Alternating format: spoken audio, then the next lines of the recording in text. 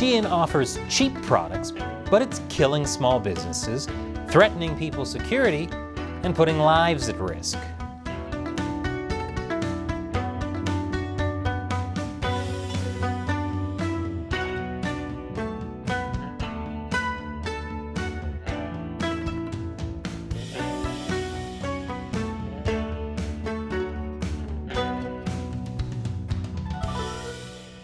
Welcome to China Uncensored. I'm Chris Chappell. High fashion is a world unto itself. Daring, bold, always pushing boundaries, and satanically expensive. I guess that's why the devil wears, well, you know. But with a price tag like this, most people don't have the luxury of buying the kind of high-class, fashionable clothes found at the Met Gala.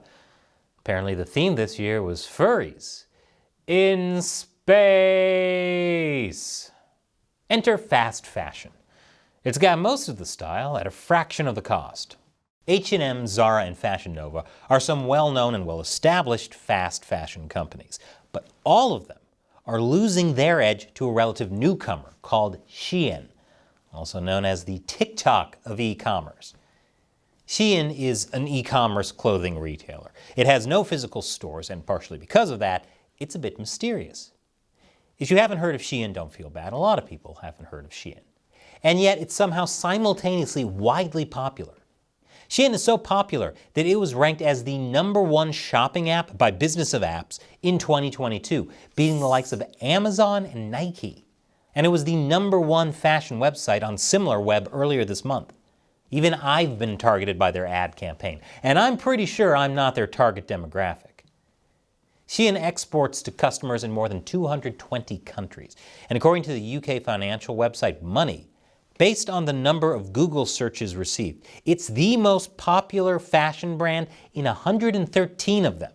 Even the US is gobbling up Shein's products. According to Bloomberg, by November 2022, Shein made up half of all fast fashion sales in the US. It's now America's 4th most downloaded app, period. Behind only TikTok, Instagram, and Mustap, the app that puts mustaches on everything you take pictures of. Okay, that's not America's most downloaded app, but it should be. With all that popularity comes money. Shein was at one point valued at over $100 billion in 2022. More than Zara's owner Inditex and H&M combined, though now it's valued at only around $64 billion. Thanks to the pandemic and digital marketing, as well as its grossly cheap prices, Shein became the most talked about brand on YouTube and TikTok in 2020, which has to be eating Walmart alive.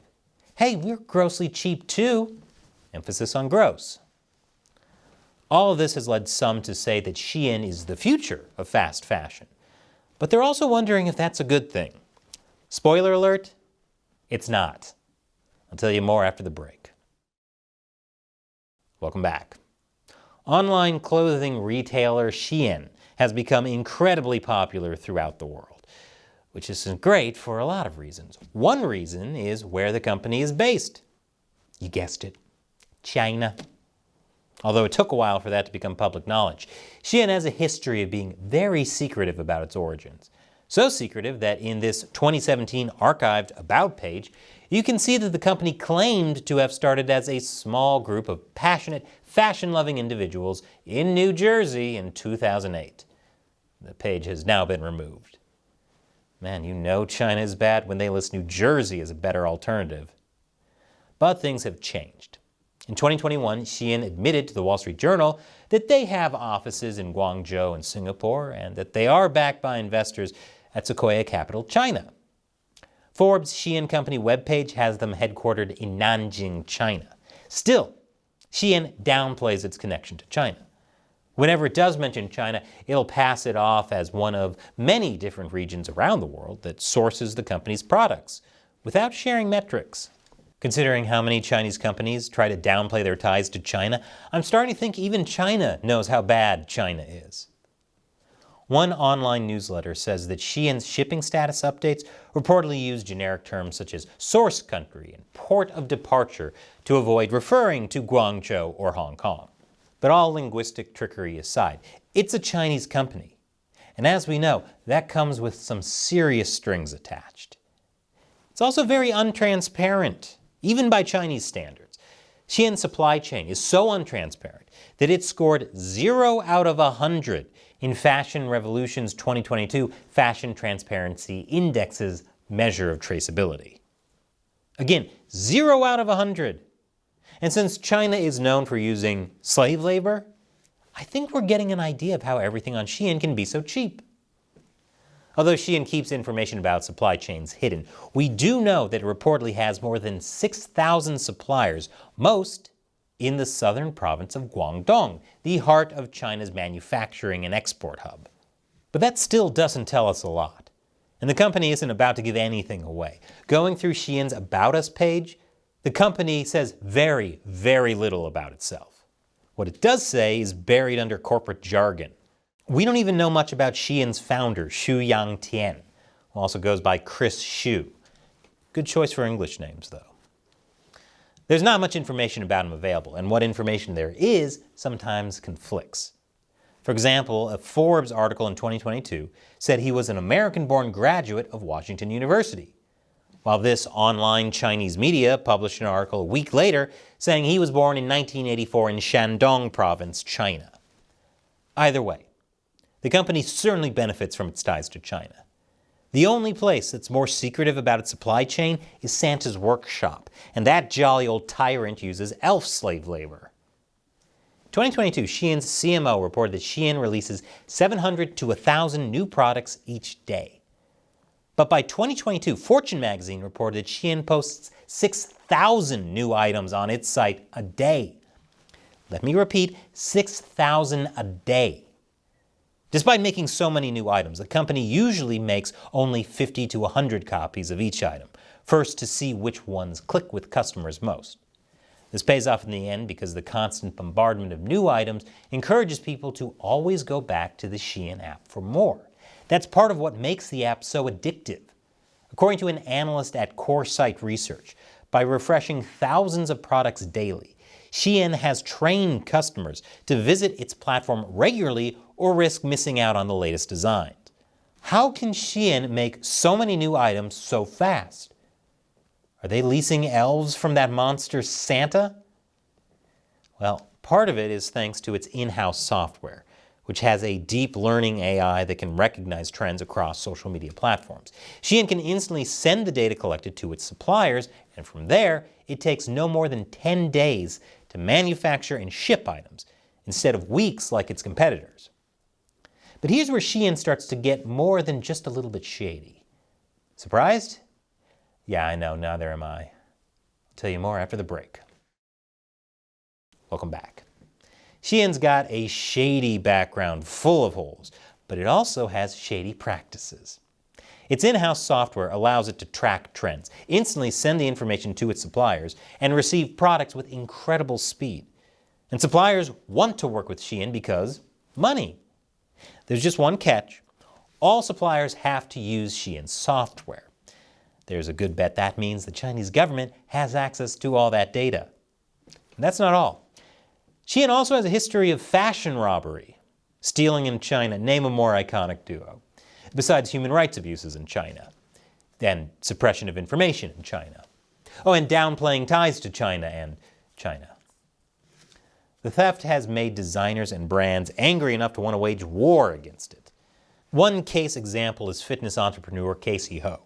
According to her, Shein copied so much of her design that it even copied the way it was advertised. I sort of see what she means. Some might say imitation is the sincerest form of flattery. I say the sincerest form of flattery is asking permission and paying royalties. Many other designers and artists all over the world also claim that Shein has been stealing their designs and selling them for a fraction of the cost. Here are just a few examples.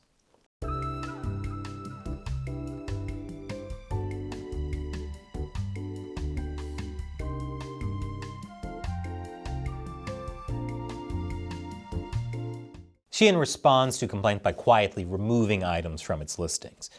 Other times, the items in question may just reappear. Shein, of course, claims that it respects intellectual property rights, and that it takes all claims of infringement seriously. Shein's actions, however, say the complete opposite. And they've ended up facing dozens of lawsuits because of it. Design theft aside, there are a ton of other shady things that Shein does. After all, if Shein wants to make more green than this bikini bottom, it's got to do more than just steal ideas.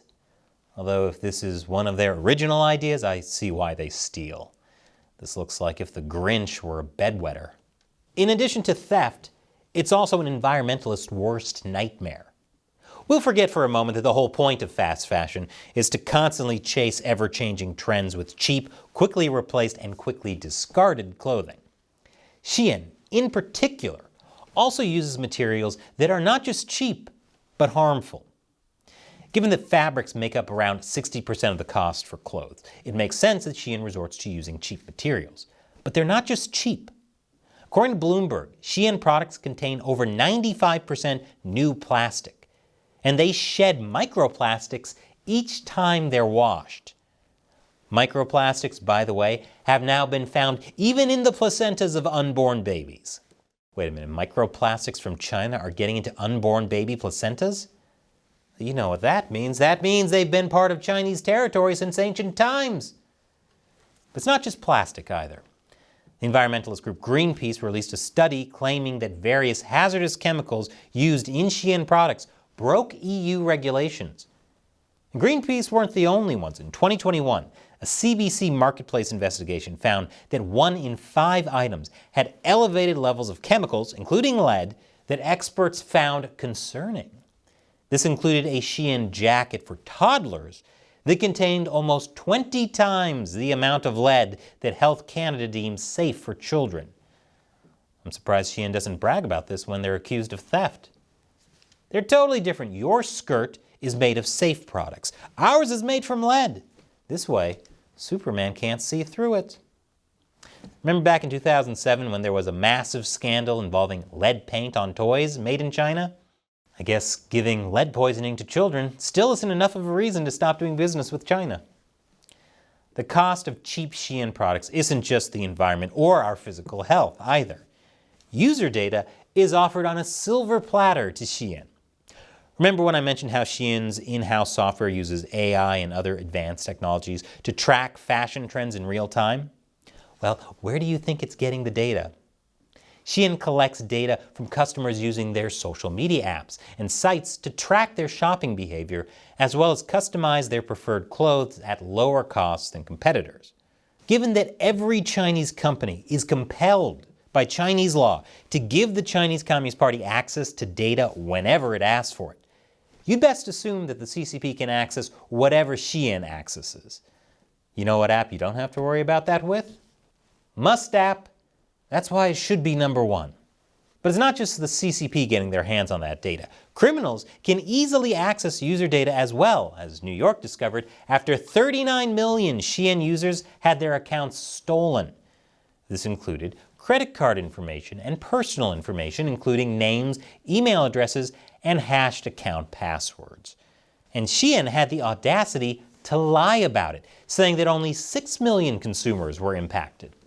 They were fined $1.9 million, but that's just a slap on the wrist for a multi-billion-dollar company. What wasn't known at the time was that Shein collected a lot more data than just that. Microsoft researchers later discovered that Shein's Android app also read clipboards, meaning that whatever you copied, such as passwords, financial details, or other sensitive information, Shein could see it. Clipboard access is definitely not even remotely necessary for users to use Shein's app. Google and Microsoft confirmed that Shein removed this feature after it was discovered, but who knows what other data collecting mechanisms Shein secretly tries to let slide. Although the same could be said about every Chinese app. Just a reminder, don't use Chinese apps. We also have to talk about labor conditions. There's a lot of documentation of labor abuse, especially in Shein-affiliated factories in Guangzhou. Their labor conditions make Santa's workshop look like the Keebler elves' workshop. They unionize, they have an in-office gym and a PS5 in their break room. In one factory, workers were paid the equivalent of $556 a month to make 500 garments a day. In another factory, workers had no base pay and were instead paid 4 cents a garment. Shein is also facing scrutiny by the US government over the company's alleged forced labor, especially since investigations like Bloomberg's lab tests link Shein's cotton to Xinjiang, the region where Uyghurs are being placed in forced labor camps. Shein denies that it's using forced labor, but given how it has a track of lying about everything, I'd take Shein's word with a grain of salt, in a bucket of salt, with a salt-lined rim like a martini glass.